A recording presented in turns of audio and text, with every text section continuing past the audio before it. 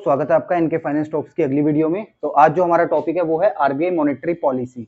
ठीक है, मतलब कि आरबीआई कैसे वर्क करता है और जैसे कभी इन्फ्लेशन ज्यादा हो जाता है, महंगाई ज्यादा होती है, तो आरबीआई उस महंगाई को कंट्रोल करती है, या कभी डिफ्लेशन आ जाता है, मतलब कि महंगाई ना तो जरूरत से ज्यादा होनी चाहिए ना जरूरत से ज्यादा कम होनी चाहिए। तो आज हमारा उसी के ऊपर टॉपिक है जो है आरबीआई मॉनेटरी पॉलिसी। ठीक है, तो सबसे पहले हम बात करते हैं हमारी सबसे पहले financial regulatory bodies of India.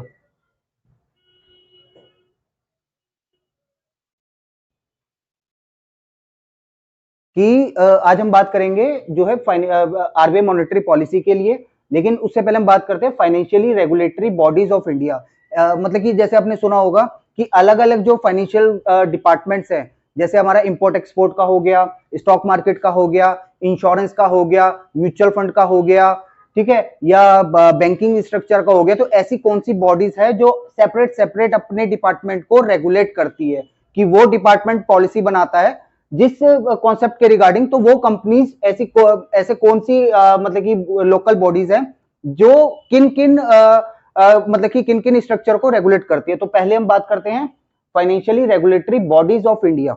जो सबसे पहला नाम है वो है हमारा आरबीआई, जो है reserve bank of India. Reserve bank of India.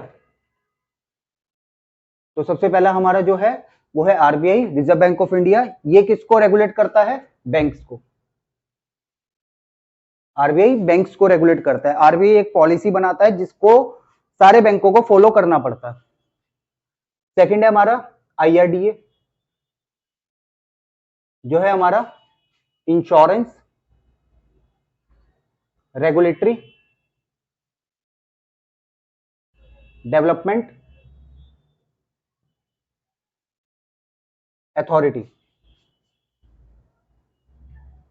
ये वो बॉडी है जो कि जितनी भी हमारी इंश्योरेंस कंपनीज होती है उनको रेगुलेट करते हैं। मतलब कि आईआरडीए कोई भी पॉलिसी बनाता है तो जितनी भी इंश्योरेंस कंपनीज है उनको वो पॉलिसी फॉलो करनी पड़ती है, वो गाइडलाइन फॉलो करनी पड़ती है। आईआरडीए किसको रेगुलेट करता है? जितनी भी इंश्योरेंस कंपनी है, वटेवर आपका जनरल इंश्योरेंस, वटेवर आपका लाइफ इंश्योरेंस। तीसरा है हमारा सेबी, जिसका पूरा नाम है security exchange board of India. तीसरा कौन सा? हमारा SEBI, security exchange board of India. ये किसको रेगुलेट करता है? जितने भी हमारी स्टॉक मार्केट है, वटेवर आपका बॉम्बे स्टॉक एक्सचेंज या नेशनल स्टॉक एक्सचेंज, एनएससी और बीएससी, मतलब कि पूरा जो स्टॉक मार्केट को रेगुलेट करता है वो सेबी करता है, कि ये इनसाइडर ट्रेडिंग ना हो पाए उसमें। मतलब कि जितना भी ये आपका स्टॉक मार्केट का रेगुलेशन है वो सारा सेबी करता है, stock exchange stock security exchange board of India. ठीक है, और चौथा है हमारा P F R D A. P F R D A जो है हमारा pension fund regulatory development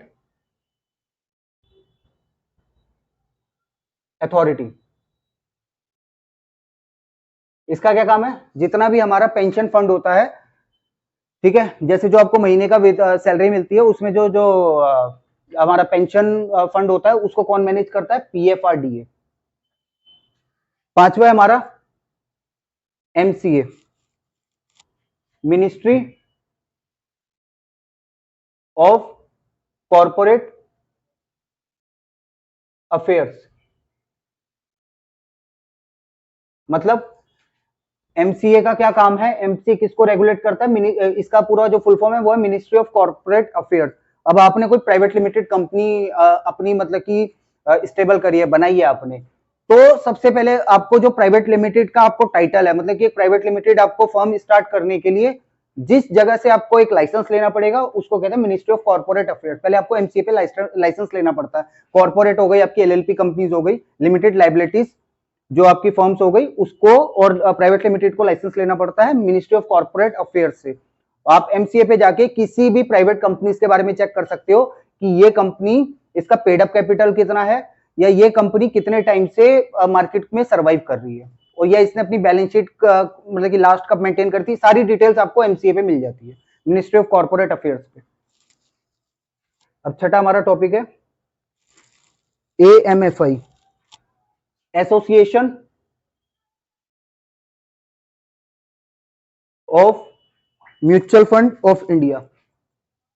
mutual fund of India, जैसे नाम से ही आपको पता लग रहा होगा, एएमएफआई का वर्क क्या है, म्यूचुअल फंड पे रेगुलेट करना।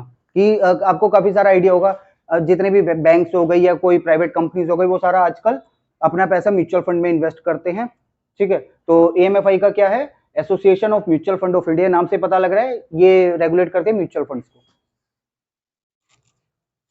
7 है हमारा एक्सिम, 8 है हमारा नाबार्ड। अब एक्सिम का क्या है, export import bank of India.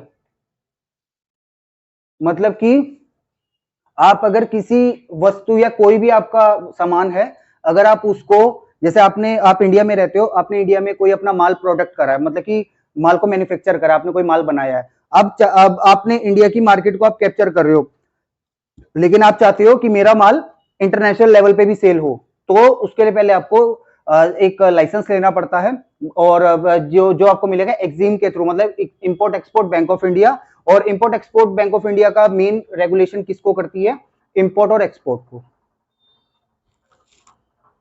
अब आती है नाबार्ड, जिसका है नेशनल बैंक फॉर एग्रीकल्चर